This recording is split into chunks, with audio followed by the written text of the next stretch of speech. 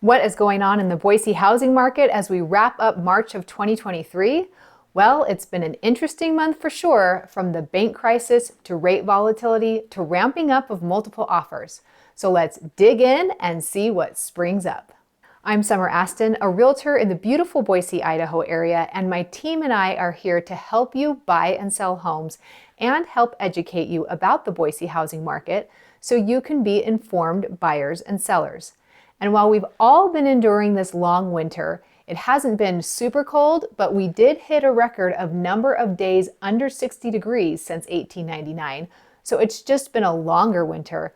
But while others are focused on why we keep getting snow, the Boise housing market has been heating up, and we've been focused on helping our clients weather the current market environment.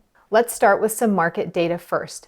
The median Ada County home sales price for February of 2023 was $492,175, which is 10.5% lower from February of 2022, but an increase of $5,000 from last month.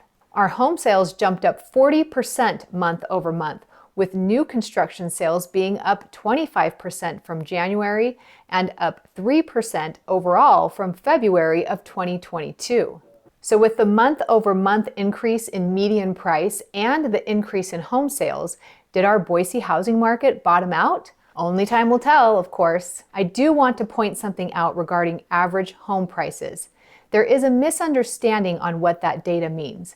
Many people imagine that when they hear the statistic that the median home price has dropped 10.5% since last year, then automatically all homes are worth 10.5% less than last February's pricing. While the home values have dropped, and that is part of the interpretation, another often overlooked part of the interpretation is that we are just selling significantly more volume of homes around that median price point than we did a year ago. We are not selling as many homes over $800,000 to $1 million to pull that average or median price point up. So please keep that in mind so you can understand the complete picture. Understanding that helps to answer why homes are still priced high when the median sales prices dropped. It is due to the volume of lower price point selling compared to the volume selling at the higher price point, which has largely to do with interest rates, which we will talk about in a minute. And as I've been tracking in past market updates, a number that is super important to future sales and inventory, the number of permits getting pulled for new construction. The good news is that it is up 32% since January of this year, but it is still down 62% from February of 2022. And this is so important because it takes about 6 to 12 months right now for those building permits to turn into homes.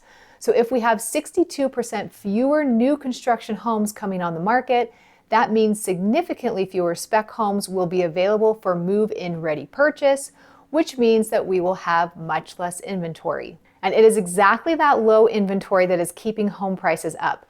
Yes, of course, I feel like I'm saying the same things every month for the last several months over and over. But yes, we do have large price reductions on homes that were overpriced.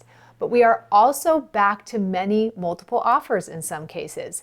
If you follow me on Instagram, you'll know from my mini updates that some of my clients and I are dealing with multiple offer situations. There have been several homes I've shown lately where there were groups lined up to see the home, another with people streaming into the open house, and others where there were already 6 or 7 offers.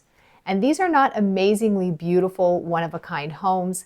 These are homes that are near the median price point, homes that are well taken care of, and homes that are priced well. And many builders who are building near that median price point are also seeing multiple offers on spec homes and on building lots. So some are lessening incentives now that the demand is picking back up. It's a tricky game because many builders are switching back to a semi-custom build job business model and not building as many specs. So they still need to figure out a way to overcome that hesitancy of the risk of interest rates rising over the course of the build job. So many are still offering ways to deal with that. But as of last week, a few really cut back on incentives and are just saying, hey, this is the cost, you take on the risk. If you can't, then we'll hold out for someone who can. Many builders have also raised their earnest money requirements in the last year, so that they have some recourse if you back out for whatever reason. So our inventory is back down to about 6 weeks, meaning if every home we had on the market right now sold and nothing new came on the market, we'd be out of homes to sell in 6 weeks. I do expect more homes to come on the market as we head towards the summer, but sellers still aren't selling unless they have a really good reason to do so.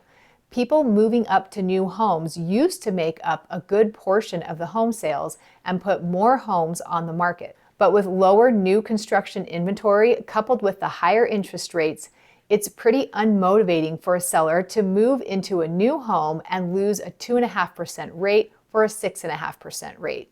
So as we know, the feds really want to help stop inflation by stopping people spending money, by people losing jobs, and so far the job market is hanging on strong. So again, unless or until people have serious financial constraints such that they can no longer pay their house payment at a 2.5% rate that they have, then we won't see a significant increase in housing inventory in the Boise housing market.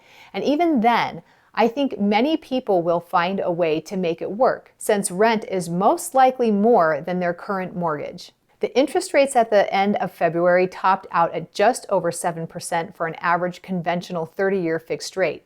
The rates dropped to just below 6.5% after the Fed meeting last week, since some uncertainty was alleviated for now. While they said that the Fed rate increases could end sooner than expected, some of the other economic data is not helping the case for lowering interest rates. The next Fed meeting is May 3rd, and there is no crystal ball as to what will happen with mortgage rates. So what does that have to do with the Boise housing market? Well, right now, the reason why the bulk of sales are happening near that median price point, near that $400,000 to $500,000 price point, is because that is what most people can afford right now with the higher rates. When we had an interest rate decrease in the end of January to just under 6%, many buyers jumped in to take advantage of the rate, which is probably why we saw that 40% increase in closings in February compared to January.